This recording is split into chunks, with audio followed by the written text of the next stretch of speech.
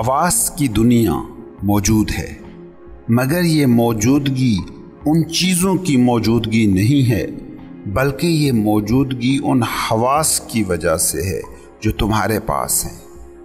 یہ مکان ہے، یہ کمپیوٹر ہے، یہ قلم ہے، یہ کپ ہے، یہ ساری چیزیں سامنے نظر آ رہی ہیں، موجود ہیں، مگر کبھی یہ سوچتے ہو کہ ان کا ہونا تمہارے حواس سے جڑا ہے؟ آنکھیں بند کر لو تو یہ چیزیں کہاں بچی ہیں، مگر ان کی موجودگی کا، ان کے کیریکٹر کا، ان کے رویوں کا تمہیں یقین ہے کہ اگر تم 10 سال بعد بھی آنکھیں کھولو اور انہیں دیکھو تو یہ بالکل اسی کیریکٹر، اسی رویے کا مظاہرہ کریں گی جو اس وقت کر رہی ہیں۔ تمہارا مسئلہ یہ ہوا کہ تمہاری دنیا بس چیزوں تک محدود ہو گئی ہے، مطلب حواس کی زد میں جو دنیا آتی ہے وہی دنیا رہ گئی ہے۔ حالانکہ سائنٹیفکلی اور کامن سینس کے حوالے سے بھی دیکھی تو حواس جو دنیا تراشتے ہیں وہ سٹیبل نہیں ہے، وہ ایگزیکٹلی وہی نہیں ہے جو ہمارے حواس پرسیو کر رہے ہیں۔ اس کی وجہ ہے کہ ہمارے حواس ایک خاص دائرے میں رہ کر کام کرتے ہیں۔ آنکھ روشنی کی ایک خاص مقدار کے اندر رہتے ہوئے ہی کام کرے گی۔ لائٹ کی مقدار آنکھ کے دیکھنے کی صلاحیت سے زیادہ ہوگی یا اس کے دیکھنے کی صلاحیت سے کم تو آنکھ نہیں دیکھ سکے گی۔ اسی طرح کان ہے، ایک خاص فریکوینسی کے درمیان موجود آوازیں ہی اس کے پردے کو مرتعش کر سکیں گی۔ تم ایک تجربہ کر کے چیک کرو، ایک ہاتھ میں برف پکڑ لو اور ایک ہاتھ آگ پر سینکتے رہو، کچھ دیر بعد دونوں ہاتھوں کو روم ٹیمپریچر پر موجود ایک پانی کے برتن میں ڈبو دو تو وہ ہاتھ جس میں برف تھی اس کو یہ پانی گرم لگے گا، اور جس ہاتھ سے آگ سینک رہے تھے اس کو یہ پانی ٹھنڈا لگے گا۔ اب ایک ہی پانی بیک وقت ٹھنڈا اور گرم تو نہیں ہو سکتا، لیکن تمہارے چھونے کی حس تمہیں بتا رہی ہے کہ ایک ہاتھ کے لیے پانی گرم ہے اور ایک کے لیے ٹھنڈا۔ یہ حواس کی محدودیت ہے، مگر ریئلٹی محدود نہیں ہو سکتی۔ پانی یا تو ٹھنڈا ہوگا یا گرم ہوگا، وہ دونوں نہیں ہوگا، لیکن آپ کے حواس آپ کو دونوں ہی معلومات دے رہے ہیں۔ یہی حواس، لیمیٹڈ سینسز ہی وہ سارا ڈیٹا جمع کرتے ہیں جس سے تمہارا مائنڈ تشکیل پاتا ہے، اور اسی مائنڈ کی تخلیق کردہ انا، ایگو ہے جس کو تم کہتے ہو۔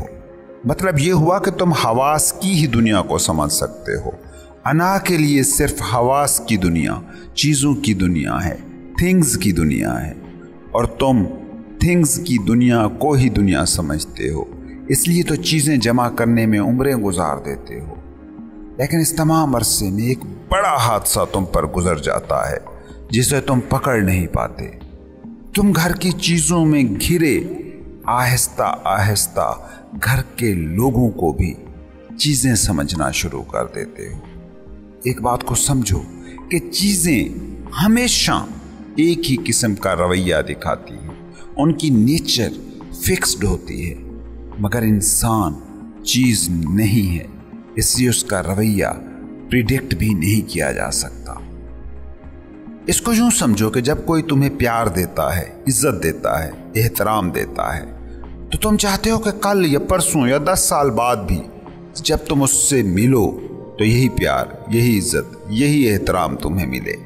اس کے ایک ایکشن سے تمہاری توقعات جڑ جاتی ہیں، تم سمجھ رہے ہو کہ تم کیا کر رہے ہو، تم اس انسان کو چیز قرار دے رہے ہو۔ چیز 10 سال بعد بھی وہی کیریکٹر شو کرے گی، مگر انسان کوئی چیز نہیں ہے۔ تم نے مگر جو حواس کی دنیا تراشی ہے اس کے ساتھ ایسی شدت سے جڑے ہو کہ تم انسان کو بھی چیزوں کی طرح ڈیل کرتے ہو، اور یہی وہ بنیاد ہے جو جدید دور میں رشتوں کو سب سے زیادہ تباہ کر رہی ہے۔ اس بات کو سمجھو کہ کل کوئی چیز کیسا رویہ دکھائے گی، اس کا بھروسہ صرف بے جان چیزوں پر کیا جا سکتا ہے۔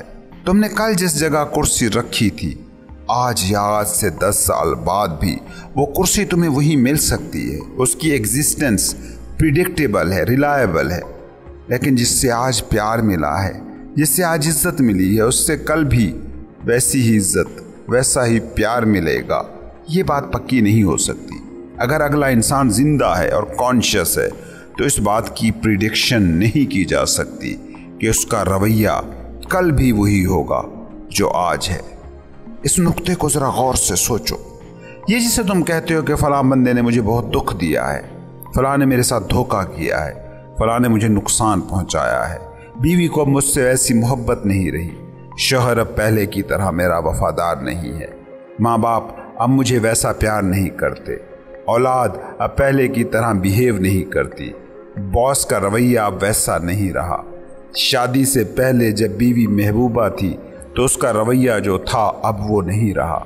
یہ ساری کی ساری چیزیں وہ ہیں جن سے تمہارے غم اور خوشیاں جڑی ہیں۔ تمہارے 90% سے زیادہ غم انہی رویوں سے جڑے ہیں۔ جو مجھے آج پیار کرتا ہے وہ مجھے کل بھی پیار کرے۔ اس کے لیے پھر انسان کیا کرتا ہے؟ وہ لوگوں کو چیزوں میں ڈھالنا شروع کر دیتا ہے۔ سمجھو، ایک کمپیوٹر چیز ہے، وہ جیسے پروگرامڈ ہے ویسے ہی ہمیشہ رویہ دکھائے گا، لیکن اگر کسی انسان سے بھی آپ چاہتے ہیں وہ ہمیشہ ہی ایک طرح کا رویہ دکھائے تو یہ کیسے ممکن ہے؟ صرف ایک صورت میں، اگر آدمی میں سے آدمیت کی شرح کو کم سے کم کر دیا جائے اور تھنگنس کو زیادہ سے زیادہ بڑھا دیا جائے۔ انسان کو بھی اگر چیز بنا دیا جائے تو پھر وہ ہمیشہ ایک ہی طرح سے بیہیو کرے گا۔ تم کبھی غور سے دیکھنا، تمہاری تربیت کے جتنے بھی ادارے ہیں، چاہے وہ گھر ہے، وہ مدرسہ ہے، وہ سکول ہے، وہ یونیورسٹی ہے، وہ سماج ہے، وہ ریاست ہے، وہ حکومت ہے، یہ سارے کے سارے انسٹیٹیوشن انسان میں سے اس کا انسان ہونا کم کرنے کی کوشش میں لگے ہیں۔ انہیں زیادہ سے زیادہ چیز بنانے کے چکر میں ہیں تاکہ وہ انسان کے بارے میں پریڈکٹیبل رہ سکے، پیش گوئی کر سکے۔ تم پوری دنیا میں اس وقت دیکھو، یہی کچھ ہو رہا ہے۔ انسان کو پریڈکٹیبل، قابل پیش گوئی بنانے کی کوششیں ہو رہی ہیں، اور دلچسپ پیش رفت جو ہوئی ہے وہ ہوئی ہے سائنس کے میدان میں، جہاں جینیٹک میوٹیشن اب اس مقام پر پہنچی ہوئی ہے کہ انسانی رویے میں کچھ جو نامناسب یا ان کے بقول غیر اخلاقی یا باغیانہ رویے ہیں، ان سے جینیاتی طور پر انسان کو محروم کیا جا سکتا ہے، اور جو ان کے بقول قابل تحسین خصوصیات ہیں وہ اس میں ایڈ کی جا سکتی ہیں۔ سوچتے ہو کہ ایسا ہوگا تو کیا ہوگا؟ اس دنیا میں جو کامل ترین مخلوق ہوگی وہ کچھ بھی ہوگی مگر انسان نہیں ہوگی۔ وہ ایک چیز ہوگی، ایک مشین جو پروگرامڈ ہوگی۔ سائنس اصولی طور پر یہاں پہنچ چکی ہے، اب اسے عملاً کب اپلائی کیا جائے یہ تو کچھ نہیں کہا جا سکتا، لیکن ایک بات طے ہے کہ اگر یہ ہوا تو انسانیت اور آدمیت کے لیے وہ فنا کی وادی کی طرف آخری دھکا ہوگا۔ کیونکہ سوچو نا، یہ سائنسی تبدیلی کس کے کنٹرول میں ہوگی؟ صاحبان اختیار کے ہاتھوں میں۔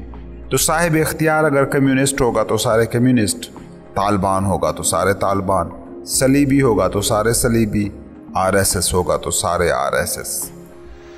یہ تو خیر اب ہوتا ہے کہ کب ہوتا ہے، لیکن یہ کام ایکچولی انسان صدیوں سے کر رہا ہے۔ اس کی طرف تمہاری توجہ نہیں جاتی۔ بچوں کو جیسے پالتو جانوروں کی طرح سکھایا جاتا ہے، جو ڈومیسٹیکیشن کی جاتی ہے، وہ بھی اپنی بنیادی نیچر میں یہی کچھ ہے۔ سب کو ایک جیسا یا کسی کو اپنے تصور جیسا بنانے کی کوشش ہی حقیقی وائلنس ہے۔ اور سوچو، یہ تشدد کون نہیں کر رہا ہے؟ ہر وہ انسان جو دوسرے کو بدلنا چاہتا ہے وہ یہی تشدد کر رہا ہے۔ یہ انسان چاہ رہا ہے کہ اگلا انسان انسان ہونے کے رویے کا مظاہرہ نہ کرے، چیز ہونے کا کیریکٹر شو کرے۔ یہ دو طرفہ ظلم ہے، جو ظلم کرنے والے کو بھی اتنا ہی دکھ دیتا ہے جتنا ظلم سہنے والے کو۔